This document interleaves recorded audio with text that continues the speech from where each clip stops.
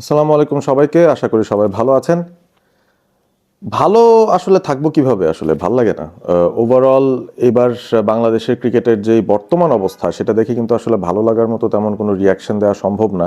কিন্তু যেহেতু প্রত্যেকদিন আপনাদের সঙ্গে আসলে এসে আলোচনাটা করি, আজকে আসলে আমার মনে হচ্ছে যে কোন কোন জিনিসগুলা as cricket fans, as cricket enthusiast, as cricket analyst, আমরা যারা আসলে ক্রিকেট স্পোর্টটা নিয়ে বাংলাদেশে এত বেশি উত্তেজনায় থাকি কিংবা এত বেশি আমরা ফলো করার চেষ্টা করি, সেই জায়গা থেকে এতগুলো কন্ট্রোভার্সিয়াল ব্যাপার এই গত 2 দিন ধরে ঘটেছে।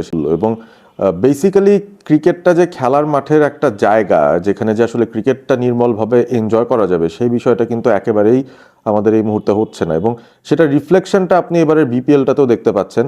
যখন থেকে ওই বাংলাদেশ ক্রিকেট বোর্ডের সঙ্গে আইসিসির এবং বিসিসিআইয়ের সেই চিঠি চালাচালি শুরু হয়েছে বিশ্বকাপ খেলা না খেলা নিয়ে, সেই সময়টা থেকেই কিন্তু দর্শকদেরও ইন্টারেস্ট লেভেলটা আসলে ওই ক্রিকেটের মাঠের বাইরে গিয়ে ওইখানে কি হচ্ছে, আসলে টি-20 ওয়ার্ল্ড কাপে বাংলাদেশ খেলতে পারবে কি পারবে না, বা যাবে কি যাবে না, তাদের সিদ্ধান্তটা কি হচ্ছে, এই বিষয়গুলোতে আসলে অনেক বেশি আমরা ফোকাস করে ফেলছি। এবং সে কারণেই দেখা যাচ্ছে মাঠের খেলাটা নিয়ে না ওই ফ্যান্সদেরও খুব একটা ইন্টারেস্ট লেভেল কিন্তু কাজ করছে না। আমি নিজে সিলেটে ছিলাম বিপিএল এর ফার্স্ট ফেজটায়, ডিসেম্বরের 26 তারিখ থেকে জানুয়ারির 5 তারিখ পর্যন্ত, এবং সেই সময়টায় যতটুকু দর্শক আমরা মাঠে আসলে দেখেছি, সে দর্শক সংখ্যা কিন্তু অনেকাংশে কমে গেছে। মাঠে এখন আপনি যাবেন বিপিএল এর ম্যাচগুলো দেখতে, সেখানেই দেখবেন যে আসলে দর্শক সংখ্যা সে আগের মতো নাই। সেটার একটা বড় কারণ এটা হতে পারে যে নোয়াখালী এক্সপ্রেস, যাদের বিশাল এক দর্শক বহর নিয়ে ওই সিলেট ইন্টারন্যাশনাল ক্রিকেট স্টেডিয়ামে এসেছিল নোয়াখালীর খেলাগুলো দেখতে, যেহেতু তাদের 7 খেলায় মাত্র একটা জয়, তারপর একটা জয় তারা পেয়েছে, তাও আবার পেয়েছে কি রংপুরের সাথে পেয়েছে, ওই জয়টা তাদের জন্য খানিকটা স্বস্তির হলেও বোঝাই যাচ্ছে যে নোয়াখালী এক্সপ্রেস তারা বোধহয় ওই কোয়ালিফায়ার যে জায়গা হয়তো পাবে না, সে কারণে দেখা যাচ্ছে হয়তো নোয়াখালীর ফ্যান্সরা মাঠে খুব একটা আসছেন না, সেটা এক। এবং সেই সাথে সিলেটেরও আসলে বেশিরভাগ খেলা যেহেতু কমপ্লিট হয়ে গেছে, তাদের 8টা ম্যাচ শেষ হয়ে গেছে, 2টা মাত্র ম্যাচ বাকি, সেই দুটাও যেটা ধরে নিতে পারি সেটা ঢাকায় শিডিউল হওয়ার কথা, সেই ঢাকাতেই তারা খেলবে। সিলেটের সব ম্যাচও শেষ, তো সিলেটের সমর্থকরাও কিন্তু মাঠে সেভাবে যাচ্ছেন না। সো মাঠে দর্শকদের উপস্থিতি সেটা খানিকটা আমার মনে হয় অফ কালার হয়ে গেছে ইদানিংকালে।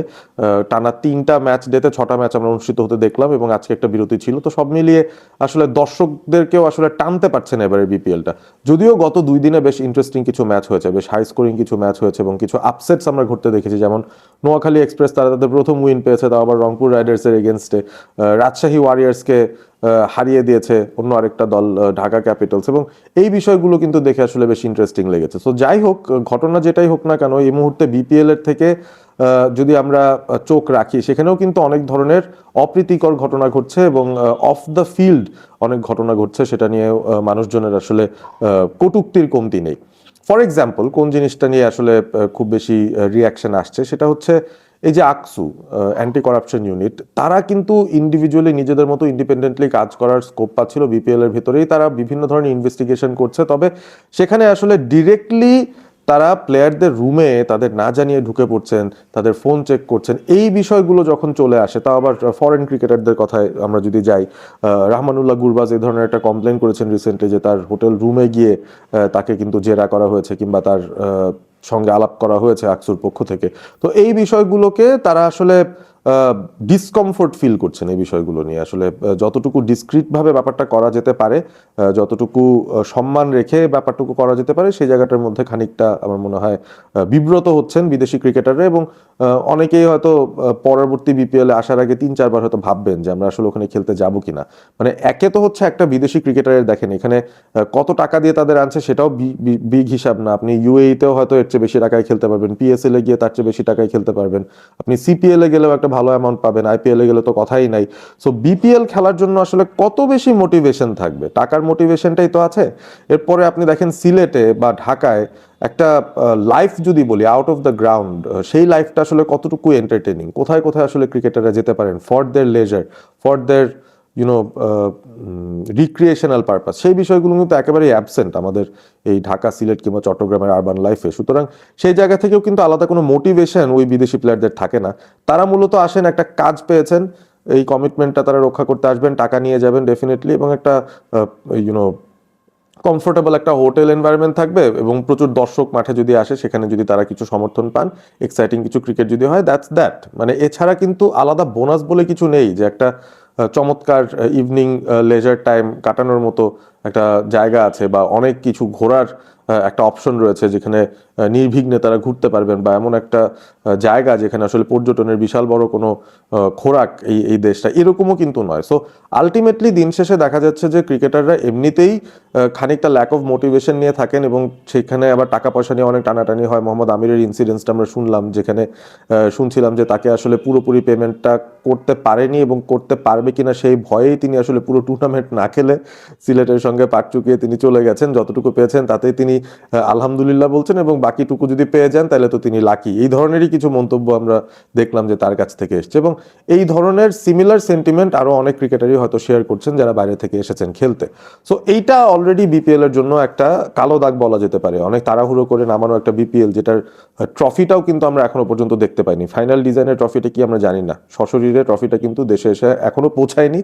সো এই হচ্ছে ব্যাপার। এবং মিড অফ দ্য টুর্নামেন্টে গিয়ে আপনি দেখেন যে লিড স্পন্সরের নামটা উঠে আসছে, নতুন নতুন জিনিস সংযোজিত হচ্ছে টুর্নামেন্ট যখন শুরু হয়ে গেছে তার মাঝপথ পেরিয়ে যাওয়ার পর। তো এই জিনিসগুলোই আসলে খানিকটা এম্বারাসিং বলা যায়। মানে একেবারে যে well planned, fully properly planned একটা ব্যাপার শুরু থেকে শেষ পর্যন্ত, ওই বিষয়গুলো কিন্তু দেখা যাচ্ছে না। অনেক অ্যাডহক ডিসিশন নিতে হচ্ছে, অনেক কিছু পরিবর্তন করতে হচ্ছে জাস্ট ইমিডিয়েট প্রবলেমগুলো সলভ করার জন্য। অ্যাডহক বেসিস বা প্রবলেম সলভিং, ট্রাবল শুটিং, এই মোডে আসলে এবারে বিপিএলটা চলছে। এবং তার চেয়ে সবচেয়ে বড় কথা, এবারে বিপিএলটা শুরুর আগেই কিন্তু আমাদের এক্সাইটমেন্টটা আলাদা লেভেলের ছিল যে আমাদের ন্যাশনাল টিমের যারা ক্রিকেটাররা রয়েছেন তারা বিপিএলে ভালো পারফর্ম করবেন, ফর্মে থাকবেন, এবং সেই ফর্মটা নিয়ে বাংলাদেশ বিশ্বকাপ খেলতে যাবে। সেখানেও তো বিরাট বড় একটা বাধার সম্মুখীন হচ্ছেন অন্তত প্লেয়াররা, কারণ এখনো পর্যন্ত প্লেয়াররাই নিশ্চিত নন যে তারা এবারে বিপিএলটা খেলার পর বিশ্বকাপের প্লেনটা ধরবেন কিনা, এবং ধরলেও কোথায় যাবেন, শ্রীলঙ্কায় যাবেন, ইন্ডিয়ায় যাবেন, নাকি কোথাও যাবেন না। তারা পরিবারের সাথে সময় কাটাবেন, এই বিশ্বকাপটা টিভিতে বসে বিশ্বকাপটা দেখবেন। তো এই বিষয়গুলো কিন্তু রয়েছে। এবং আপনি দেখেন ইটস আ হিউজ প্রাইড যখন কোনো প্লেয়ার দেখেন যে আমি মেইন লাস্ট 15-এ সুযোগ পেয়ে গেছি বা স্কোয়াডে সুযোগ পেয়ে গেছি যারা বিশ্বকাপ খেলতে যাবে। সো আলটিমেটলি যখন তারা দেখছেন যে তাদের নামটাও স্কোয়াডে আছে, তাদের যাওয়ার কথা, সেটা নিয়ে তাদের একটা আলাদা পরিকল্পনা রয়েছে নিশ্চয়ই। এবং তারপর হঠাৎ করে তারা দেখছেন যে এই বিশ্বকাপটা খেলতে যাওয়ার হিসেবে তাদের যেই ধরনের একটা এক্সপোজার হতো, যে ধরনের একটা ফিনান্সিয়াল গেইন হতো, তারা তো স্কোয়াডে থাকার কারণেই একটা অ্যামাউন্ট পেতেন, তারা প্রত্যেকটা ম্যাচ খেলার জন্য একটা অ্যামাউন্ট পেতেন, প্লেয়ার অফ দ্য ম্যাচ হলে একটা অ্যামাউন্ট পেতেন, সেখানকার যে এনভায়রনমেন্ট সেটা ফিল করার একটা সুযোগ পেতেন, আর একটা বিশ্বকাপ খেলার যেই ব্যাপারটা সেটা কিন্তু অনুভব করতে পারতেন। তবে এই মুহূর্তে কিন্তু সেটা বড়ভাবেই একটা আনসার্টেন জায়গার মধ্যে পড়ে আছে। সো এই বিষয়গুলো যদি আমরা কনসিডার করি তাহলে কিন্তু প্লেয়াররাও রাইট ফ্রেম অফ মাইন্ডে নেই। তারা হয়তো তাদের দলের হয়ে খেলছেন, সিলেটের হয়ে খেলছেন, ঢাকার হয়ে খেলছেন, চট্টগ্রামের হয়ে খেলছেন, কিন্তু তাদের মনটা কি সেখানে পড়ে আছে? তারা কি ফুললি সেখানে ফোকাস করতে পারছেন? সেটা কিন্তু সেভাবে করে পারার কথাও না। এবং তার ভেতরে যখন ওই ইন্টারনাল কোন্দলগুলো শুরু হয়ে যায়, ফর এক্সাম্পল আমরা কিন্তু ভাবছিলাম যে বিসিবির সাথে আইসিসির লড়াই, বিসিবির সাথে ওই বিসিসিআই এর লড়াই, বা বাংলাদেশ সরকারের সঙ্গে ভারতের সরকারের একটা রেষারেষি চলছে এই মুহূর্তে, কিন্তু না, আমাদের দেশের ভিতরেই তো সেই লড়াইটা চলছে। দেশের ভিতরেই আপনি দেখেন এক পক্ষ এক এক কথা বলার পর সেটা নিয়ে কিভাবে টানা হ্যাচড়াগুলো হচ্ছে। বাংলাদেশ ক্রিকেট বোর্ডের বিভিন্ন ডিরেক্টররা এমন সব উক্তি দিয়ে যাচ্ছেন, এমন সব কথা বলে যাচ্ছেন, সেটা শুধু তো ওই ইন্ডিয়াকে খোঁচা দেওয়ার বিষয় নয়, সেটা রীতিমতো নিজেদের প্লেয়ারদেরকেও আসলে দালাল বানিয়ে ফেলা বা এই ধরনের উক্তি নিয়ে আসা, এই বিষয়গুলো আসলে চলে আসছে। এবং সেই সাথে যাদেরকে বলছেন তারাও তো কম পাওয়ারফুল না, তারাও তো একটা স্টেক হোল্ডার। এবং তামিম ইকবালের মতো একজন ক্রিকেটার যিনি আসলে বাংলাদেশের বেস্ট এভার ওপেনিং ব্যাটার, সেটা নিয়ে কোনো সন্দেহ নেই। In cricketing field he was something else. তিনিও আসলে যে ধরনের কন্ট্রোভার্সিয়াল কথাগুলো বলছেন, কন্ট্রোভার্সি বলতে তিনি তার পার্সপেক্টিভটা রেখেছেন, তবে এটার মধ্যে অনেকেই অনেক কিছুর গন্ধ খুঁজে পাচ্ছেন। অনেকে বলছেন যে তিনি যেভাবেই হোক এই ক্রিকেট বোর্ডের বিরোধিতা করার জন্য যেই পয়েন্ট নিয়ে আসা সম্ভব সেটাই তিনি সামনে নিয়ে আসেন, এবং সামহাও তার কথার ভিতরে ইন্ডিয়ার সঙ্গে তার অ্যালাইনমেন্টের একটা আভাস পাওয়া যায়। এইসব বিষয়গুলো নিয়ে আসলে তুমুল লেভেলের ঝগড়া হচ্ছে, তুমুল লেভেলের কথা কাটাকাটি হচ্ছে, তুমুল লেভেলের আলোচনা সমালোচনা হচ্ছে। এবং এখানে প্লেয়ার্স ওয়েলফেয়ার যারা দেখে, কোয়াব, তারাও কিন্তু এখানে যুক্ত হয়ে গেছে। এবং কোয়াবের সাথে দেখেন কোন কোন ক্রিকেটাররা এই মুহূর্তে কারেন্টলি বিপিএল এ খেলছেন, এই লেভেলের এতগুলো ক্রিকেটার এসে একটা প্রেস কনফারেন্স করে সেখানে আলাপ করছেন, তারা নিন্দা জানাচ্ছেন, ক্রিকেট বোর্ডের এগেনস্টে কথা বলছেন, এবং ক্রিকেট বোর্ডের কিছু পার্টিকুলার ডিরেক্টরদের কিছু কথা সেটা তারা মেনে নিতে পারছেন না। প্রেস কনফারেন্সে প্লেয়াররা এসব নিয়ে কথা বলছেন। সো এই ওভারঅল যে হজবরল একটা অবস্থা, এটার মধ্যে কি আসলে খেলাটা আপনারা কেউ এনজয় করতে পারছেন? আমরা কেউ এনজয় করতে পারছি? খেলাটা কি সেন্টার স্টেজে আছে? আমার কাছে তো মনে হচ্ছে না। ইটস ভেরি ভেরি ডিফিকাল্ট আসলে, যে প্লেয়ারদের মাথায় এত কিছু ঘুরতে থাকলে, প্রতিদিন এত ধরনের ঘটনা ঘটতে থাকলে, তারা যেটার জন্য আসলে প্রস্তুতি নিচ্ছে, একটা বিশ্বকাপ খেলবে, সেই প্রস্তুতির জায়গাটাই তো আসলে তারা জানে না যে এটা আসলে প্রস্তুতি নাকি জাস্ট বিপিএলটা খেলে আমরা মানে বেকার বসে থাকবো ওই সামনের ওয়ার্ল্ড কাপের মাসটায়। সো এইটাও কিন্তু একটা আনসার্টেনটি, যেটার জন্য আসলে ওভারঅল সাধারণত বিপিএল এর একটা কোয়ালিটির মধ্যে আমরা দেখি যে টিমের মধ্যে একটা ইন্টেন্সিটি থাকে, একটা লড়াই করার ইন্টেন্সিটি থাকে, একটা ফাইট থাকে, একটা এক্সাইটমেন্ট থাকে, কোন দল জিতবে, কোন দল ভালো ফর্মে আছে, কোন দল কি করতে চাচ্ছে। এবং এই জায়গাটার ভিতরেই আপনি দেখেন যে ওই এক্সাইটমেন্ট লেভেলটা কিন্তু আস্তে আস্তে ডিমিনিশ করছে এই আনসার্টিনিটির জন্য, যে বাংলাদেশ আসলেই তারা বিশ্বকাপ খেলতে পারছে কি পারছে না সেটার উপর ডিপেন্ড করছে ওই যে প্লেয়াররা যারা বিপিএল এ খেলছেন, ন্যাশনাল টিমের প্লেয়াররা, তাদের মোটিভেশনটা কি আসলে এবারে বিপিএল খেলার। অন্য যে ক্রিকেটাররা আছেন তারাও কিন্তু সুযোগের অপেক্ষা, এবং অনেকগুলো টিমের ক্ষেত্রে আমরা কিন্তু বলছিলাম যে যারা ফ্রিঞ্জ প্লেয়ার্সরা আছেন, আসলেই যাদের সুযোগ পাওয়া উচিত, অনেক ক্ষেত্রে তাদেরকে সুযোগও দেওয়া হচ্ছে না। ম্যাচের পর ম্যাচ তারা কিন্তু বেঞ্চে বসে থাকেন, পরবর্তীতে যখন এসে পারফর্ম করছেন সেটা নিয়ে অবশ্য মানুষজনের একটা আলাদা কৌতূহল থাকে, এবং তখন তারা ভাবছে যে কেন তারা শুরুতে থাকেনি। সো ওভারঅল আমার কাছে মনে হয় যে এবারে বিপিএলটা অনেক দিক থেকে অনেক আলোচিত। এই মুহূর্তে বাংলাদেশ ক্রিকেট, পুরো ক্রিকেট বিশ্বে অনেক আলোচিত। তবে আমার কাছে মনে হয় না ফর দ্য রাইট রিজনস আমরা আলোচিত হচ্ছি। এখনো পর্যন্ত যে সিচুয়েশনটা রয়েছে, আমরা আজকে জানুয়ারির 10, আজকের মধ্যেই আইসিসির কাছ থেকে একটা ফাইনাল সে বা ফাইনাল ভার্ডিক্ট আসার কথা বিসিবির কাছে বাংলাদেশের ওয়ার্ল্ড কাপ খেলার বিষয়গুলো নিয়ে এবং বাংলাদেশের দাবি দাওয়া নিয়ে।